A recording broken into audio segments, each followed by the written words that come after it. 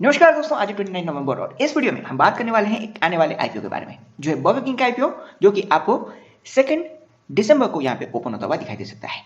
Video को and तक जरूर देखें, क्योंकि इसमें हम ओवरऑल इंडस्ट्री और कंपनी के बारे में एक डिटेल डिस्कशन करने वाले हैं। तो चलिए इस वीडियो को शुरू करते हैं।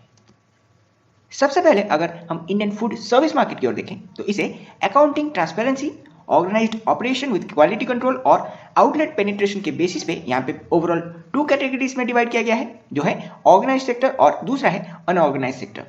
इस टोटल ओवरऑल मार्केट का जो साइज है वो है 4236 बिलियन इंडियन रुपीस। और अगर हम इसे चेन मार्केट साइज और स्टैंडअलोन या फिर लाइसेंस मार्केट साइज के हिसाब से यहाँ पे अगर देखना चाहें तो इसमें आपको एक फर्दर 6 कैटेगरीज देखने को मिल जाएगा, और ये है fine dining restaurant, casual dining restaurant, pub, bar, club और लाउंज, क्विक सर्विस रेस्टोरेंट या फिर कैफे या फिर फ्रोजन डेजर्ट्स। अगर आप इसे रेस्टोरेंट के बेसिस पे देखें तो यहाँ पे आपको अनऑर्गेनाइज्ड सेक्टर में काफ़ी ज़्यादा एक शेयर देखने को मिलेगा। ये 4236 बिलियन में से अराउंड 2519 बिलियन सिर्फ हमें अनऑर्गेनाइज्ड सेक्टर में से ही देखने को मिल जाता है। और अनऑर्गेनाइज्ड सेक्टर यहाँ पे ढाबास या फिर रोड साइड स्मॉल इटरीज या फिर स्ट्रीट स्टॉल को बिलोंग करता है। तो इससे एक बात तो क्लियर हो जाता है कि इंडिया में अभी भी अनऑर्गेनाइज्ड सेक्टर का डोमिनेंस है। अगर आप इस चीज़ को फूड सर्विस के मार्केट साइज के बेसिस पे देखें तो यहाँ पे आप देख सकते हैं 2015 में अनऑर्गेनाइज्ड सेक्टर का जो टोटल मार्केट शेयर था वो 68% था, जो कि करंटली यहाँ पे 2020 के फिनेंशियल ईयर में अराउंड 59.5% पे देखा जा सकता है, क्योंकि यहाँ पे ऑनलाइन मार्केट पेनिट्रेशन काफ़ी तेजी से बढ़ रहा है। इसकी वजह से हमें ऑर्गेनाइज सेक्टर में थोड़ी सी ग्रोथ पिछले 5 सालों में देखने को मिल रहा है। अगर हम इसे नेक्स्ट 5 ईयर के प्रोजेक्शन पे देखना चाहें तो यहाँ पे आपको अनऑर्गेनाइज मार्केट यहाँ पे थोड़ा सा और अपना स्टेक गिरता हुआ दिखाई देगा, और यहाँ पे ऑर्गेनाइज स्टैंडअलोन मार्केट और चेन मार्केट में हम एक मार्जिनल इंप्रूवमेंट को यहाँ पे ईयर बाय ईयर देख सकते हैं। अगर आप इसे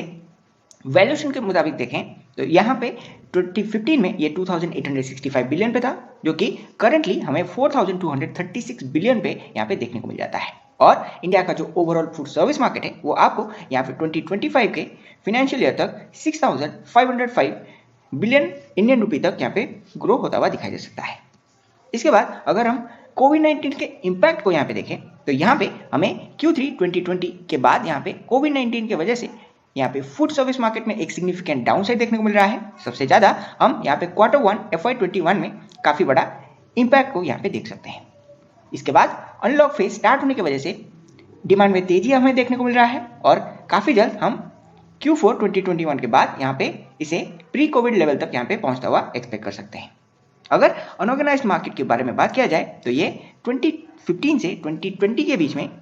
एनुअली 5% के ग्रोथ रेट से बढ़ रहा था, और इसे यहाँ पे नेक्स्ट 5 ईयर में हमें 4000 का एक एनुअल ग्रोथ देखने को मिल सकता है। अनऑर्गेनाइज्ड स्टैंडअलोन मार्केट में यहाँ पे हम 13% का ग्रोथ पिछले 5 सालों में देख सकते हैं, जो कि अगले 5 सालों में आपको 14% का एक CAGR ग्रोथ पोस्ट करता हुआ दिखाई दे सकता है। यहाँ पे चेन मार्केट जिसके बारे में हम सबसे ज़्यादा बात करेंगे वो है जिन सब क्विक सर्विस रेस्टोरेंट का यहाँ पे आउटलेट्स ओवरऑल इंडिया या फिर इंटरनेशनली अवेलेबल है, उसे ही आप यहाँ पे चेन मार्केट के तौर पे कंसीडर कर सकते हैं। पिछले 5 सालों में इनका ग्रोथ यहाँ पे एनुअली 18% का एक CAGR हमें देखने को मिल रहा था, जो कि अगले 5 सालों तक आपको यहाँ पे 19% के CAGR ग्रोथ में आपको प्रोजेक्ट होता हुआ दिखाई दे सकता है। रेस्टोरेंट और होटल्स में भी आपको थोड़ा सा ग्रोथ में फॉल देखने को मिल सकता है, क्योंकि यहाँ पे चेन मार्केट का एक डोमिनेंस अगले आने वाले कुछ पीरियड में हमें दिखाई दे सकता है। अगर हम ऑर्गेनाइज फूड सेक्टर के बारे में बात करें तो यहाँ पे ऑर्गेनाइज सेक्टर में हमें QSR यानी क्विक सर्विस रेस्टोरेंट का जहाँ पे डोमिनेंस पहले से काफ़ी कम था, उसमें हमें एक सिग्निफिकेंट इंप्रूवमेंट देखने को मिल जाता है। क्विक सर्विस रेस्टोरेंट वैसे कुछ सर्विस है जहाँ पे आपको अपने सर्विस के लिए काफ़ी कम वेट करना होता है। आप ऑन द गो वहाँ से अपना सामान कलेक्ट कर सकते हैं, जैसा कि हम डोमिनोज पिज़्ज़ा का यहाँ पे जुबिलेंट फूडवर्क्स को देख सकते हैं, या फिर आप मैकडोनल्ड्स का यहाँ पे वेस्ट लाइफ डेवलपमेंट को देख सकते हैं, या फिर आप यहाँ पे बर्गर किंग को भी इस तरीके से क्विक सर्विस रेस्टोरेंट के तौर पे कंसिडर कर सकते हैं। यहाँ पे क्विक सर्विस रेस्टोरेंट का जहाँ पे CAGR ग्रोथ पिछले 5 सालों में हमें 17% पे देखने को मिल रहा था, वो अगले 5 सालों में 2025 के फिनेंशियल ईयर तक आपको 19% के ग्रोथ एनुअली पोस्ट करते हुए देखने को मिल सकते हैं। यहाँ पे इसके अलावा अगला जो सेक्टर है वो है कैजुअल डाइनिंग रेस्टोरेंट और दूसरे सभी सेगमेंट्स में हमें अगले आने वाले कुछ पीरियड तक ऐसा ही एक ग्रोथ डिमांड में तेजी के आने की वजह से देखने को मिल सकता है। 2015 में इस ऑर्गेनाइज्ड फूड सर्विस मार्केट का जो ओवरऑल वैल्यूएशन था वो 835 बिलियन था, जो कि करंटली हम इसे 1600 बिलियन इंडियन रुपी पे देख सकते हैं। और अगले आने वाले 5 सालों में ये 19% के CAGR ग्रोथ की वजह से यहाँ पे आपको 3275 बिलियन पे यहाँ पे पहुंचता हुआ आपको देखने को मिल सकता है, जिसमें मेजर पोर्शन आपको क्विक सर्विस रेस्टोरेंट के साइज से सेगमेंट से यहाँ पे देखने को मिल रहा है। अगर हम चेन मार्केट ओवरव्यू को यहाँ पे कंसिडर करें, जो कि क्विक सर्विस रेस्टोरेंट का एक मेन एस्पेक्ट है, तो यहाँ पे आपको सिमिलरली एक ग्रोथ प्रोजेक्शन देखने को मिल जाएगा। पिछले 5 सालों में हम इसमें एक मार्जिनल अपसाइड यहाँ पे देख सकते हैं, लेकिन आने वाले अगले 5 सालों तक यहाँ पे आपको एक सिग्निफिकेंट जंप यानी एक बहुत बड़ा लीप यहाँ पे आपको देखने को मिल सकता है। ये आपको 2015 में अराउंड 175 बिलियन का एक मार्केट कैपिटल आपको देखने को मिल रहा था, जो कि आज यहाँ पे 2020 के फाइनेंशियल ईयर में अराउंड 398 बिलियन तक यहाँ पे पहुंच चुका है। और कंज्यूमर डिमांड को देखते हुए आगे इसे 2025 तक 965 बिलियन तक यहाँ पे पहुंचता हुआ हम यहाँ पे प्रोजेक्ट कर सकते हैं। और इसमें भी आपको QSR का जो पार्टिसिपेशन है उसमें सिग्निफिकेंट यहाँ पे राइस यहाँ पे देखने को मिल जाएगा।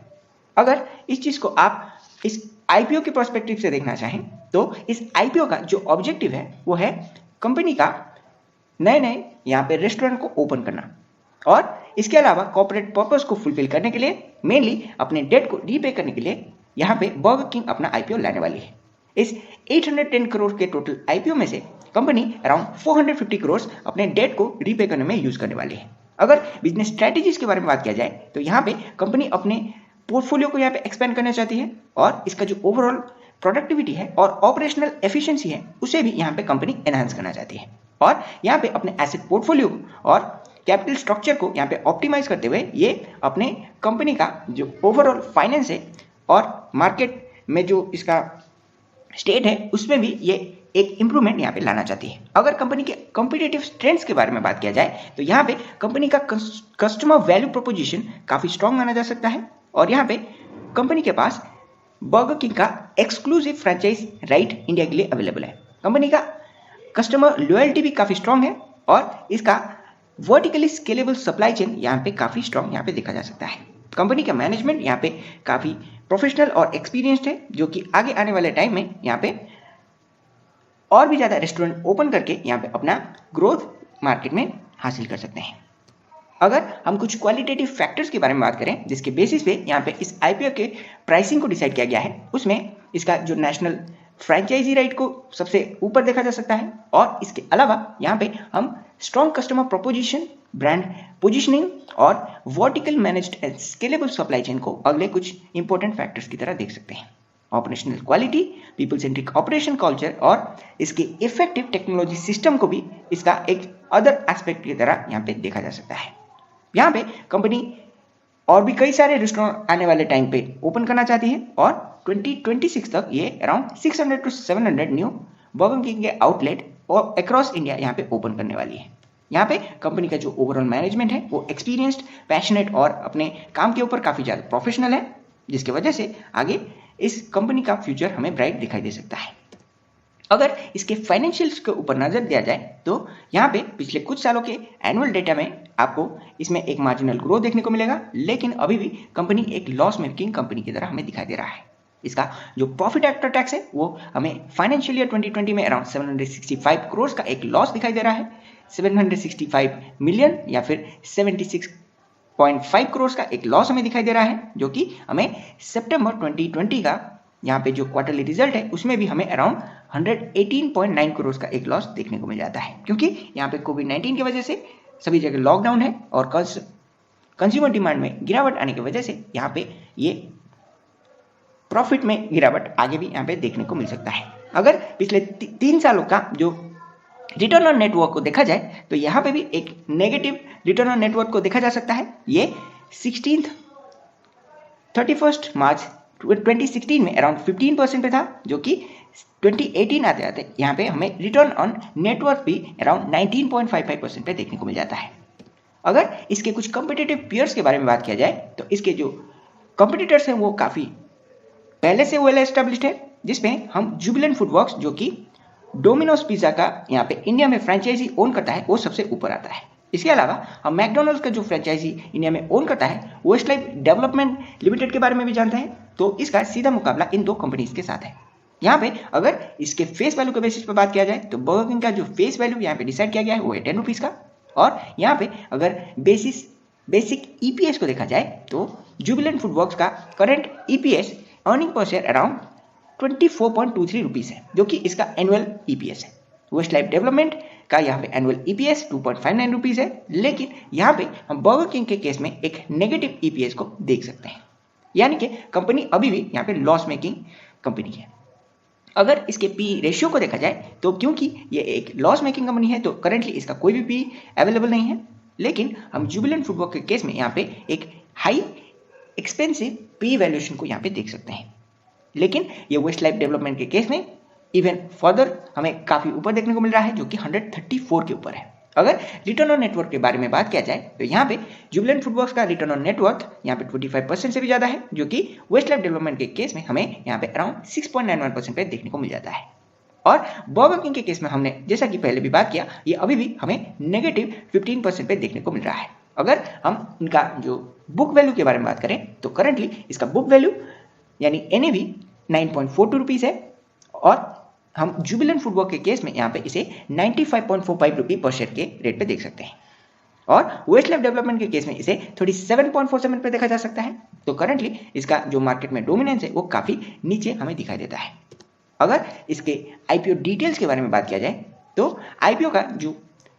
लॉन्च होगा उसमें पर शेयर का फेस वैल्यू 10 रुपये सेट किया गया है, और इसका प्राइस बैंड यहाँ पे हमें 59 से 60 रुपये के बीच में यहाँ पे देखने को मिल सकता है। इसकी लिस्टिंग आपको BSE और NSE दोनों ही एक्सचेंजेस में देखने को मिल सकती है, और अगर आप इसमें एक लॉट के लिए अप्लाई करते हैं तो आपको यहाँ पे 60 रुपये के रेट पे एटलीस्ट 250 शेयर्स के लिए अप्लाई करना पड़ सकता है। इसका लिस्टिंग आपको दिसंबर 14 को देखने को मिल सकता है, और इसमें आपको फ्रेश ऑफर फॉर सेल यहाँ पे फ्रेश इशू 450 करोड़ का यहाँ पे देखने को मिल सकता है। और यहाँ पे ऑफर फॉर सेल में कंपनी 360 करोड़ का जो शेयर्स है उसे प्रोमोटर्स बेच रहे हैं, और यहाँ पे टोटल IPO का साइज 810 करोड़ यहाँ पे बोला जा रहा है। यहाँ पे QIB के पोर्शन के लिए अराउंड 60% यहाँ पे रिजर्व किया गया है, और रिटेल इंडिविजुअल इन्वेस्टर्स के लिए यहाँ पे 10% का एक ऑफर यहाँ पे इशू में यहाँ पे एलोकेट किया गया है। अगर ये IPO हाईली ओवर सब्सक्राइब होता है तो आपका जो एलोकेशन चांसेस है वो काफ़ी कम हो सकते हैं। तो इसे देखते हुए आप मैक्सिमम अकाउंट से दूसरे अकाउंट से पर अकाउंट आप एक लॉट के लिए अपना एप्लीकेशन डाल सकते हैं। करेंटली इस IPO में हमें जो ऑब्जर्वेशन देखने को मिला वो ये था कि कंपनी अभी भी एक लॉस मेकिंग कंपनी है, लेकिन इंडिया में जो कल्चर देखा जा रहा है फास्ट फूड का कल्चर, और यहाँ पे जो लाइफस्टाइल चेंजेस को देखा जा रहा है, और आने वाले टाइम में इस कंपनी में हमें एक ग्रोथ यहाँ पे देखने को मिल सकता है। कंज्यूमर डिमांड जैसा कि दिन ब दिन बढ़ता जा रहा है और लोग यहाँ पे बाहर खाना पसंद कर रहे हैं, तो ये अपने नए फ्रेंचाइजीज को ओपन करने के बाद यहाँ पे कंपनी तो आगे जाके प्रॉफिटेबल हो सकती है। तो यहाँ पे अगर आप लॉन्ग टर्म के लिए अपना इन्वेस्टमेंट प्लान कर रहे हैं तभी जाके इसमें से आपको एक अच्छा इन्वेस्टमेंट में रिटर्न देखने को मिलेगा। अदरवाइज आप यहाँ पे IPO लिस्टिंग के ऊपर यहाँ पे इसमें अपना जो बिडिंग है उसे प्लान कर सकते हैं। यहाँ पे करेंटली जो GMV है यानी